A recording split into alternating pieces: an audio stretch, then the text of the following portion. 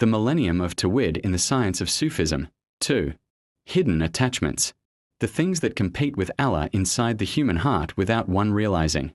By Hassan Hefni, researcher and writer in Islamic Sufism. In the first article of The Millennium of Tawhid in the Science of Sufism, Tawhid was presented not merely as a theological doctrine, but as an inner reconstruction of the human being. True Tawhid begins with understanding, moves into action, and settles within the heart until a person's relationship with Allah and with the world changes completely.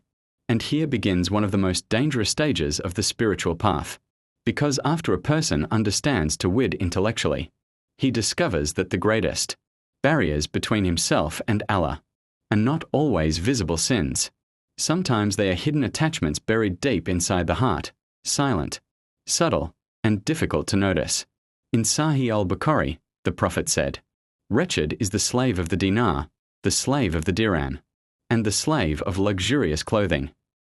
Among the teachings transmitted from the school of Ahmed, al-Rifaaie is the saying, "Cut off attachments, and the path will become clear to you."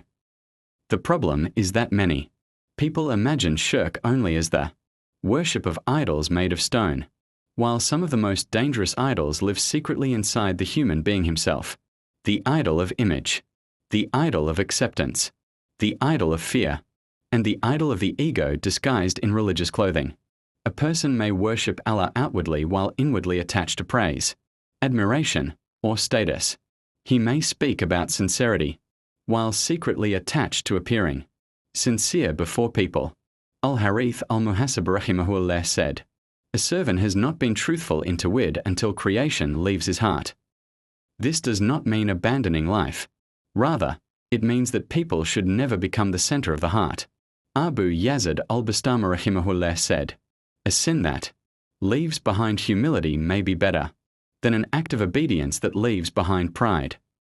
True Tawhid does not mean abandoning the world. It means that the world does not dominate the heart. You may hold things in your hand, but never allow them to possess your soul. For this reason, the people of spiritual at-tarbiyah constantly taught self-observation. A person must repeatedly ask himself, "Am I truly doing this for Allah? Or for the image I want people to see?" These questions are painful, but they are the beginning of honesty and salvation.